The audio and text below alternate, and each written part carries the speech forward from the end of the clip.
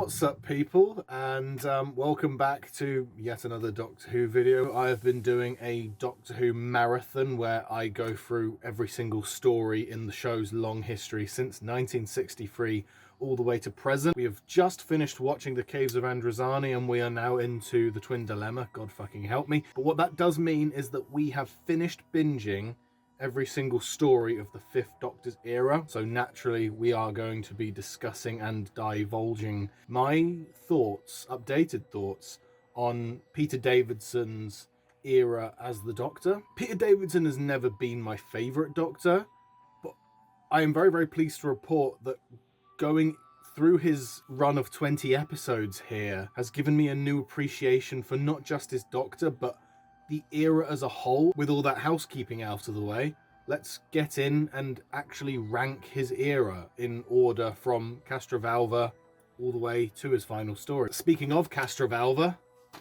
let's talk about it. Obviously, it's the first Fifth Doctor story. I think that Anthony Ainley has already fully settled into the role. After just 3 serials at this stage as the Master, he's already killing it. I think I'm tempted to whack this one somewhere in B. I like how after the Doctor and Adric are butting heads, the Master kind of uses that to kind of drive a wedge between the TARDIS team. I think that's a cool angle for the Master to go for. I've previously gone on record saying I don't enjoy this one very much, but I would like to retract that statement. It doesn't throw this new Doctor in your face and say deal with it. It takes its time and slowly eases you into how this Doctor is, his quirks, and what his mannerisms are like. I really enjoy all of the stuff on the TARDIS in this story. The stuff on Castrovalva is really a lot of fun, especially with how when the visuals get all wacky and weird and whimsical and creative. I also think that this is possibly the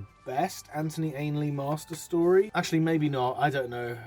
Potentially. So yeah, I'm pretty happy with sticking it in like a high B, low A maybe. Let's leave it in B for now with the potential of promoting it later on. But there you go. Now, we move on to the Fort of Doomsday. This is obviously the first story that Peter Davidson filmed. The man himself has gone on record stating that. With that in mind, I think he kind of nails the role. There's nothing really in there that screams that he's doing anything wrong. I think he's picked up the reins fairly quickly. Much like Castrovalva, I've previously stated I'm not the biggest fan of this one, but on this rewatch, I don't love it, but I don't think it's as dreadful as I remember it being. The Monarch is quite a fun baddie, admittedly. The other two, they're okay as well, but definitely do get outshined by the Monarch in some ways. This is the first offender of the Fifth Doctor era for what I like to call the companion curse, where the TARDIS regulars struggle and fight for screen time. This era is frankly plagued with an overcrowded TARDIS, and oftentimes a companion is sometimes completely written out of the main plot and banished to the TARDIS almost. And more often than not, that companion just so happens to be Nyssa, and this story, like I say, is the first culprit of that pattern that emerges. But there's not a dreadful lot to note for this story in particular. The plot is serviceable at best. The setting is quite fun, admittedly. The cast do their best with what they're given. I'm gonna probably put it somewhere. See, a younger me, I could have seen throwing this just in D tier, but it isn't the worst fucking thing in the world. I'll stick it in a low C tier. Now we're moving on to the third story, Kinder, or Kinder, as my mum likes to call it. And I am going to be whacking this one straight up into S tier because that is where it belongs. All of the Mara and Kinder super fans and apologists watching this just threw their fists in the air and said fucking finally, Zach, because I've gone on record saying how I don't really enjoy this one too much either. But I'm happy to report that on this rewatch I have a much higher rapport for this story now. I get it, essentially, is what I'm saying. I understand what this story is trying to do, and what it tries to do, it mostly succeeds at. This story is unfortunately also guilty of writing out Nyssa for most of the main plot. But what I will say is, and this is brownie points for not just this story, but for to Doomsday, they admittedly actually write out Nyssa of this story in a much more creative way than they do in later stories, to where they kind of leave to Doomsday on a pseudo cliffhanger in some ways, where she seemingly collapses and you're kind of questioning what the fuck happened. Is she okay? And it kind of makes you want to immediately jump into this one to see what happens, and I really appreciate that. The stuff with the human colony is good fun, but the crowning achievement of this story is most of the stuff with the Mara, and this is by far and away my favourite Janet Fielding performance that she's ever done in the show. I think that she kills it, and I've never been a big fan of Tegan, but this story really gives her a lot of stuff to do. The stuff with her and the Mara is brilliant. All of the psychedelic, cerebral stuff that the Mara puts her through is so fun and weird. And this story does lean heavily on Tegan as a performance. Yeah, it works for me. But what works a lot less for me is the giant snake prop. But I'm willing to let that slide. I've commented on how the wobbly sets have given Classic Who its charm, so like I say, I'll let it off. We move on now to the Visitation. I have always found a soft spot for this story and have found a level of enjoyment out of it. So with these early Davidson stories, the running theme of them is the Doctor is trying to get Tegan home. In this story, he gets her back to Earth, but in the wrong time period. And actually, quick side note, my main issue with this TARDIS team, with Tegan constantly badgering the Doctor to get her back to Heathrow, and Adric constantly bickering and butting heads with the Doctor, it feels like a lot of the TARDIS team in story just don't want to be there. And that kind of turns me off and like leaves me a bit disconnected from the characters at times. But back to the story. It is so lovely to finally get another historical story after so long without them, you know? The stuff with the Black Plague and the Great Fire of London is sublime. I am a big fan of the Pteroleptals. I think their design is pretty great. I think their plot works very well. And I think they do hold a strong presence on screen. I also adore the set design of old London. I think it is realised so well. I'm willing to give it a plus. I think it is. I think it's great fun. Now we move on to Black Orchid. Now I know that I said that the Visitation was the first historical story in a long time, but when I say historical, I mean like a pseudo-historical, where they're in the past and there's like an alien or a robot. But Black Orchid is the first pure historical, where there's no aliens, there's no sci-fi crap besides the TARDIS at play in the story. They're just back in time, dealing with the stakes at hand. And Black Orchid is the first pure historical story that we've seen since, I think, the Highlanders with the second Doctor, which is crazy. Set in the early 20s, there's a murder mystery. You got me hooked so far. So the Doctor getting blamed and framed for it is really cool. It was nice to get some actual focus on Nyssa as a character, considering how often she's been sidelined. Getting the actress to play Nyssa and her lookalike character in the story was a really fun angle for it. The fact it's only 2 parts makes this story and its ending and its overall plot just feel a little bit too rushed for me. And I am tempted to put it somewhere near Castrovalva. I think it's on that same level. I think I like Castrovalva a bit more than it, so I'll put it there. Also, bonus points for this story for actually putting the Doctor's cricket gear to good use, finally. Oh boy, here we go. We have the big one. We have Earthshock. Okay, this one is a fucking corker. Obviously this is going in S tier. Anyone who doesn't rank this S tier is fucking smoking some strong shit. Let's ignore the fact that they're on the front cover for a second. I love the fact that the Cybermen aren't revealed till the end of the part 1 cliffhanger.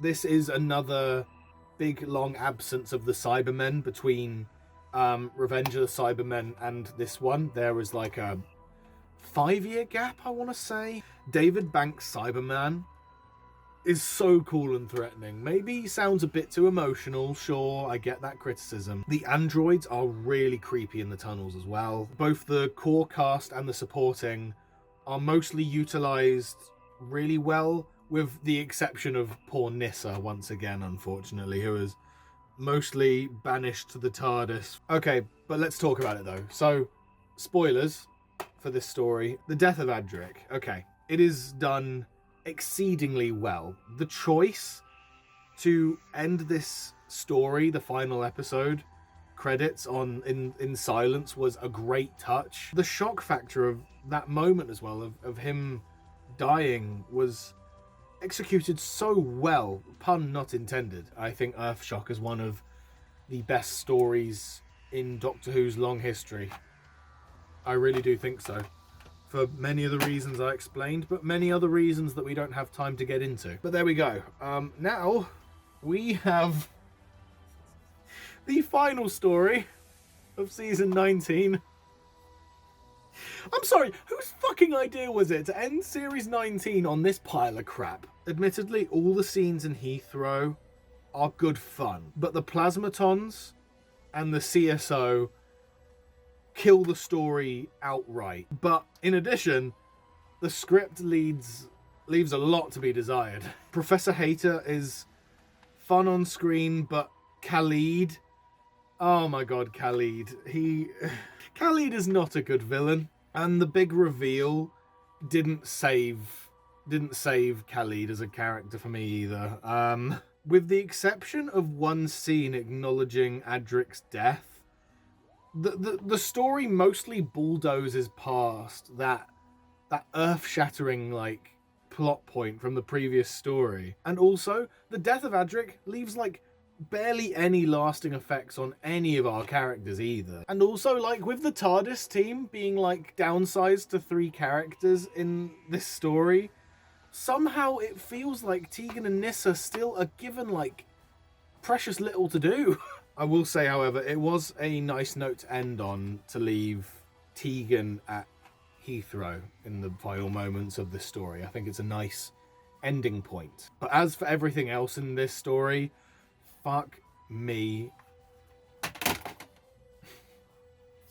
No. It's a big fat note for me. It's going in D tier. Shock horror. Let's move on. Okay, season 20. We're moving on to the first story, Arc of Infinity. The first time that I saw this and found out that Colin Baker was in it really threw me at the time, as I had no idea that Colin plays the Commander Maxil, and I think he plays him very well. Omega's return was a really fun surprise. His entire costume is absolute poo, but I will say his outfit being drastically different from the 3 Doctors did lead to the reveal of it being Omega being a bit more of a shock. So I'll give it that. The acting and performance of Omega doesn't hold a candle to the performance of Omega in the 3 Doctors, sadly. The Ergon is frankly dumb, in my opinion. The stuff in Amsterdam is pretty fun, especially the bits in Amsterdam with Omega. And wouldn't you fucking know it, with every other companion of the 5th Doctor era banished, we finally fucking get some quality, like, Nyssa screen time. For fuck's sake. She actually gets stuff to do for a change. But like I said, that's only because she's the only fucking companion in it, which is hilarious that it took that to give her something to do. I think this story is okay. I don't despise it. This was, once again, another Peter Davidson story that I wasn't very kind on in the past. I don't love it. I didn't love it on this rewatch, but I did like it more than Fall to Doomsday, so I will leave it in C tier, above Fall to Doomsday. Okie dokie. Snakedance. Right, let's talk about it. So going into this one, after enjoying Kinder so much on this most recent marathon, I had high hopes for this one. I expected, because Kinder shaped up better than I remember it, I expected this to follow suit. Overall, there is more focus on the Mara itself in this one than in Kinder, and the effects are definitely better. The return of Tegan is handled fairly well and is utilised I'll be honest, nowhere near as well as she was in Kinder, in my opinion, but it's good to see more evil Tegan, because I did enjoy that stuff in Kinder. And as well as that, the ending of this one was extremely rushed. For all those reasons, I think it deserves a B tier, and I think I'm going to sit it behind Black Orchid. Now we're moving into the Black Guardian trilogy, and we're going to start with Mawdryn Undead. Alright, so the Black Guardian trilogy is a series of stories in the Fifth Doctor's era that passed me by. Seeing the Black Guardian return was really fun to see, especially getting to watch these stories in order and experiencing key to time, and then letting that gap between the Armageddon factor and this like soak in. The Black Guardian's return was had a bit more impact on me than it otherwise would if I just plucked the story out and watched it randomly. The Brigadier's return after a very long time was awesome. Loved seeing the Brig back. Always do. Okay, so Turlough's intro is interesting to me, as he's brought into the story as a threat towards the Doctor, which is not something we've ever seen before as an intro for a companion, and I quite enjoyed that unique take, because we don't really know if we can trust him, you know? The near-miss collision scene was really cool. The two Brigadiers was fun. I was quite impressed with Mawdryn Undead, to be honest with you. There wasn't much that I didn't enjoy. So for that reason, I am going to put it at a low A tier. And that really shocked me. Yeah, I quite enjoyed it. I don't really have any notes for it, to be honest with you. I think it does a lot right. Okay, so, Terminus.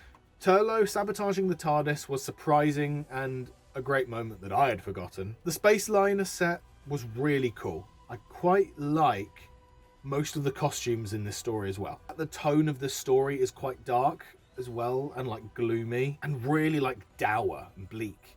And the stuff with the plague and the infected, really well done to set that horrifying mood. The farewell of Nyssa it's played quite well. Her departure was written in keeping with her character and how she would act. Not that we'd ever get a full picture of how she would act, because we barely got to see her with hindsight. But joking aside, I quite liked Terminus. I liked the darker tone of this one. I think I liked it more than Mawdryn Undead though, so I'm going to put it here. And now we move on to Enlightenment, the third and final of the Black Guardian trilogy. The boat in space as a setting was uber cool. The White Guardian and Black Guardian together is fun on screen. The Guardians in all these stories, they often don't do anything to progress the plot or at least contribute to it in an active way. It'd be different if there was some explanation as to why they don't play any active part in these stories that they're in, but as they do just passively drone through the stories that they're a part of, it feels like they're missed potential to me in some ways. This does leave a lot of good stuff for Turlough to get stuck into with this story. His struggle between killing the Doctor or the threat of the Guardian is played so well as like a push and pull with his character that I think is both performed exceedingly well and written quite well. But I will say it's not dreadful. It's definitely the weakest of the Black Guardian trilogy, but not by a long shot. I'm going to stick it in a high B above Castrovalva. I did find myself enjoying it on this watch. But there we go.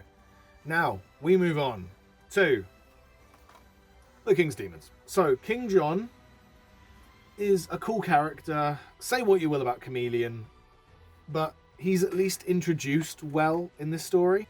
You go into this story expecting a historical and then surprised with a literal fucking robot. Like, tragically for Chameleon, it doesn't work out long term for him outside of the context of the story, because Chameleon is just a janky model and is frankly impractical for the show to have around on screen, which is why he sits in the background of scenes past this story at best and just gets written out worse than Nyssa did. The Master's return was, first of all, annoyingly spoilt because his reveal was really cool, like in story, if you watch it without knowing ahead of time that he's back. The confrontation between the Doctor and the Master, unfortunately, however, was a big fat meh for me. And also, the companions get sweet fuck all to do in this one too. And I'll say as well, the fact that it's a two-parter and it dragged for me tells me all I need to know. Unfortunately, it's going to have to be a low C tier.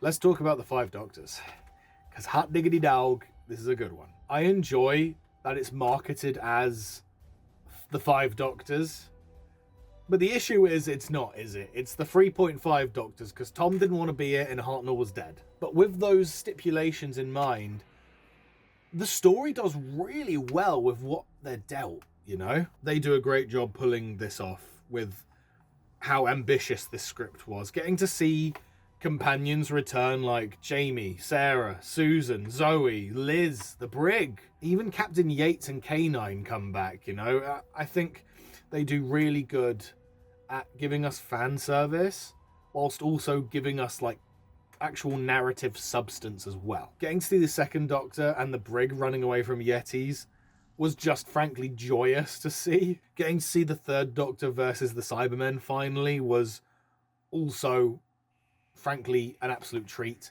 Same with getting to see Bessie as well. As for Richard Hurndall, he does a respectable job at playing the first Doctor, but unfortunately, much like David Bradley, he falls into the trap of making the first Doctor more mean-spirited and grumpy than he actually was in the first Doctor's era, right? But at the end of the day, his performance was serviceable for what the story required of him.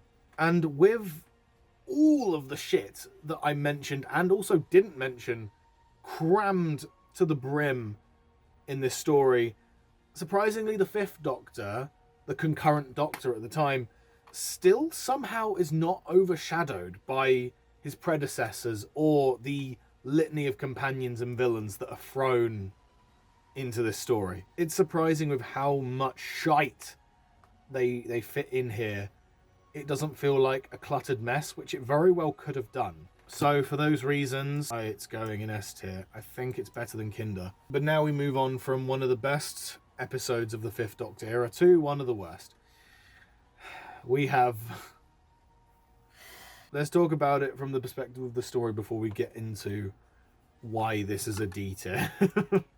So, in the future, the Doctor shows the TARDIS team Earth approaching a time of war. The underwater base was a cool backdrop. Getting to see the Silurians and Sea Devils back was a lot of fun. And I also don't hate their like subtle redesigns. I also really appreciate that, unlike other Silurian stories to come and since, this one is not just another rip-off of the plot of the first Silurian story, which a lot of, like I say, the Sea Devil and Silurian stories in the Doctor Who history have fallen into the trap of just ripping off the plot line of Doctor Who and the Silurians, which this one doesn't do. Turlough, surprisingly, actually gets stuff to do here. He is an action hero in some scenes. The Merca karate scene is fucking hilariously bad and is notorious for a reason, though. And then the final note on the story, it ends on quite a dour note with like nearly everyone dead. So I did appreciate that stuff. So it does get to go above Time Flight. Right, now we move on to The Awakening. Let's talk about the Malice. So that is a really fun, cool, creepy design. The village setting is really great as well. Captain Willow is a well-realised character in addition, really fun on screen. The church makes for an awesome set piece as well. But with it being a two-parter, much like previous two-parters of this era, it leaves the ending resolution extremely rushed for me. Especially when it comes to, we don't get to see the village as developed or as much of a focus as I would have liked, considering the setting I really enjoyed. But with those things in mind, I would have given it like a B tier But with the fact that it almost completely rips off the story of the demons from John Pertwee's era, it does demote it down to a high C tier for that reason, unfortunately, with it being slightly uninspired, or unoriginal, I should say. Maybe inspired too much by the demons, if that's indeed what it is. If not, it's a crazy coincidence because the plot of those two stories is spookily similar. Okie dokie, right, now we're moving on to Frontios. The scene of the TARDIS getting torn open is such a fucking great moment. The colony on Frontios work as a good backdrop for the story as well.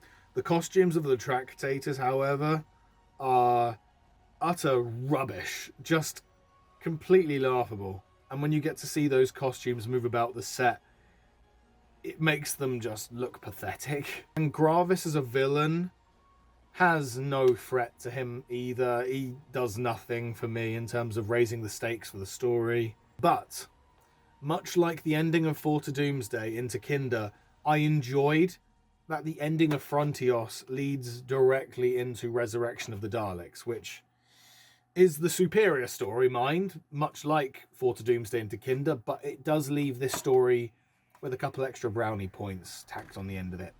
So, for those reasons, I am going to whack I'll put it top of B, I guess. I think that's fine. But there you go, that was Frontios. Now, let's move on to the big boy. Resurrection of the Daleks. So this one is obviously going to be a S tier story, above Earthshock for me as well. I think it is one of the best Dalek stories the classic series has to offer, and I truly mean that. This is one of the most doom-laden and bleak Doctor Who stories ever, and it also helps that this was one of the first Doctor Who stories I ever watched, period, so the nostalgia factor attached to this one is sky high for me, which gives it even more points in its favour. But I will say, with the point of it being one of the darkest stories of Doctor Who, the fact that it's a Dalek story just makes them so fucking threatening again. This is one of the scariest Dalek stories ever, and the Daleks haven't been this scary since the 60s, I want to say, when they were creeping out of the Thames and all of the horrifying things they did in the Master Plan, Daleks Master Plan. It's nice to see them threatening again. So the Daleks are portrayed perfectly, played straight and taken fully seriously, deadlier than ever. The death count on this story is through the fucking roof, man. I love the plot point of the time corridor linking between 84 and the Dalek battle cruiser. I think it works really well to link those two plots together. There are a lot of moving parts in this story. We have the Dalek clones, we have the plans being set in motion for the invasion of Earth, trapping the Doctor, rescuing Davros. It does all of these things and more things that I've probably forgot to tremendous effect, and the story at no point feels too cluttered and crowded. It feels perfectly paced. Terry Malloy's Davros is fucking brilliant and is probably my favourite portrayal of Davros is in this story. Most of the supporting cast are also brilliant. Linton is a cool side baddie as well, and Stein is a very compelling character as well with a great story arc. The Daleks fighting each other in the end is just icing on top of the cake as well. It is sublime, this story, from start to finish. And I'd forgotten about this. Tegan's exit is also very well done. Choosing to leave the TARDIS because she has frankly had enough watching people die hits so hard. So fucking well done, man. I could go on forever about how good Resurrection of the Daleks is, but I'll leave it there. Now, we move on to the penultimate one. Okay, now we move on to Planet of Fire. It's one of the better Anthony Ainley stories as the Master. It's not perfect, but the part that he plays in it is done well. I enjoy the location shooting on this one. Them going to Tryon links nicely to what will be the departure of Turlo as well. His send-off is fitting in the end, with the distrust between him and the Doctor are rising. I think it works as like a sort of through thread for his character. It does a good job of introducing Perry as well, I think, and of disposing of Chameleon, which has played no part in any episode of Doctor Who since his introduction, bless him. Overall, I will say, however, Planet of Fire is a bit of a nothing burger. There isn't a dreadful lot of meat on the bones when it comes to the plot itself outside of the things I mentioned there. With the departure of Turlough in mind, it does that very well. The Master has a good presence on screen. I'll put it like above Fall to Doomsday, I guess. I think that's fine. And now we move on to the finale. And I am calling it a finale because it is one of the most epic and grandeur regeneration stories that Doctor Who has ever seen. My voice is going, sorry. We have the Caves of Androzani, which is possibly the best story of Peter Davison's era. It is close for me between this one and Resurrection of the Daleks, but it is like, let's just say they're tied for first, I guess. We'll leave them like that for now. I like it being based in a war on Androzani. I enjoy that both sides of the war are morally grey as well. There's not one good side or bad side to root for.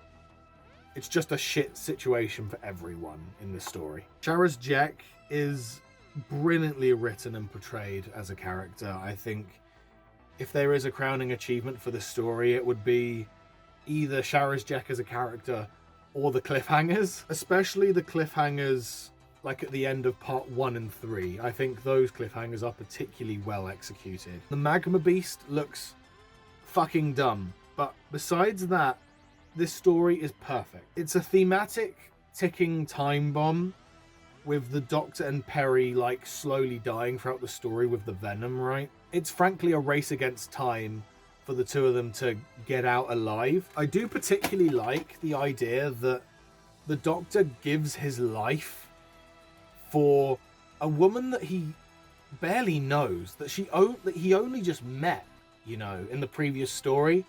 I just love the idea that he is so selfless that he gives like anti-venom to Perry without a second thought, willingly knowing that he's going to die if not regenerate, you know? It is an amazing finale.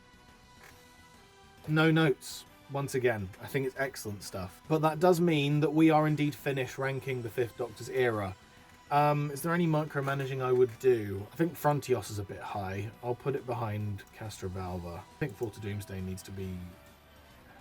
yeah, bottom of C is fine for Fall to Doomsday. And there you go. That has been me ranking all of the Fifth Doctor's era. That's how I order them personally. Revisiting the Fifth Doctor's era was actually a lot of fun. I found a lot of things that I enjoyed in here that I never expected to, like Kinder, the Black Guardian trilogy, Castrovalva, you know? But overall, that'll do it for this video. Thank you very much for watching it. Let me know how you'd rank the Fifth Doctor stories if you want. But yeah, that's going to do it for me. I hope you enjoyed. And yeah, I'll see you in the next one. Goodbye for now.